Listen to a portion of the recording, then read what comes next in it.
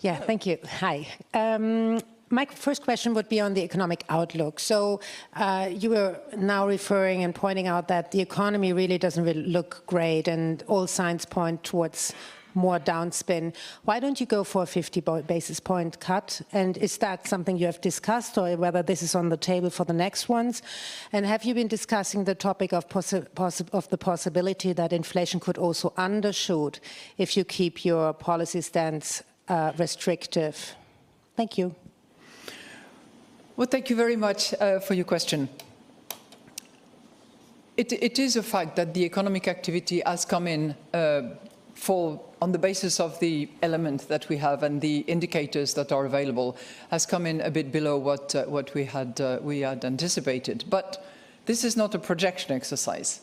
We are in between two projection exercises, and clearly December will be another opportunity for us to, run all the data, all the information through our model, and to apply the three-prong approach to our stance.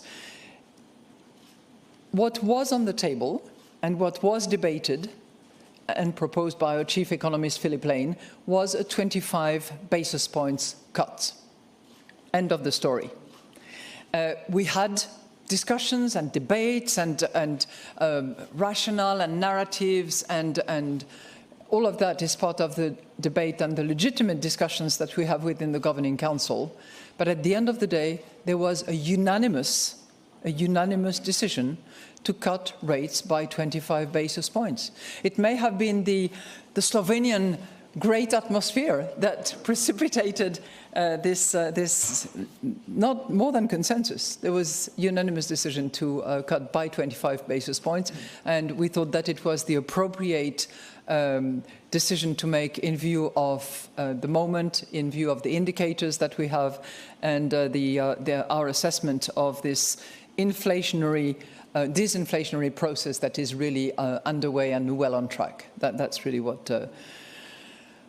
Risk of undershooting, risk of overshooting, we can debate ad nauseum on this particular matter, and you will find views on both sides of the equation.